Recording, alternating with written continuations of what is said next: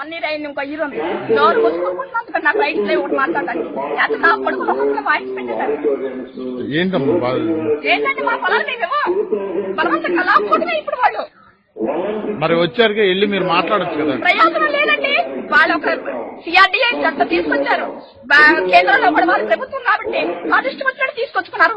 Rights ఉన్నాయి, legal గా వాళ్ళకి రైట్ ఉంది. ఇవ్వకుండా లాక్కుంటారు. ఇసుక మీద బ్రహ్మాస్త్రాలు బాయ్యండి. ఇసుక మీద బ్రహ్మాస్త్రం వేస్తున్నారు చంద్రబాబు నాయుడు. నాకు ఓటు వచ్చిన దగ్గర నుంచి వేరే పార్టీకి మేము ఓటైనా చంద్రబాబు నాయుడికి తప్పితే మేము ఇప్పుడు ఓటేసి మా బాధ మా తెచ్చి మీదకి తెచ్చుకున్నామండి. ఏమనుకుంటున్నాడు? సంవత్సరానికి 3 పంటలు పండే భూమిని ఎవరండి? అన్నం తింటే చేపలు నడుకోవడం పాటు చేస్తున్న భూమి. వాడి పొలం ఏమన్నా ఉంటే ఏమన్నా ఇస్తాడేమో. వాడి పొలం ఏమన్నా ఉంటే ఇస్తాడేమో. నారాయణ గడిస్తాడా? పచ్చిపాటు పుల్లారావు గడిస్తాడా వాడి పొలాలు? నారాయణ గారికి నుంచి వాళ్ళ పిల్లలు ఉన్నాయి. ఒక బిల్డింగ్ ఏమనంటే ఆఫీస్కి ఇస్తాడేమో. నీ పేరేంటమ్మా? నా పేరు సుధారాణి బోయపాటి.